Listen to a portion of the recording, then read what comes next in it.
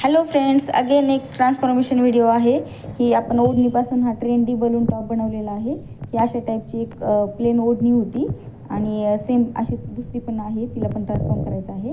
हे बघू शकता, खूपच पातळ ओढणी होती, तर तिला आपण बटर टेपचा अस्तर लावून हा बलून टॉप बनवलेला आहे. आता बघू शकता तुम्ही, याला खालून असा बलून टाईप हे आहे आणि गळ्याला आपण ह्या प्लेट्स मारलेल्या आहेत. मध्ये एक बॉक्स प्लेट देऊन तिचा डिझाईन केलेला आहे आणि खाली अशी इलास्टिक आहे. खूप कम्फर्टेबल आणि सुंदर टॉप दिसतो हा.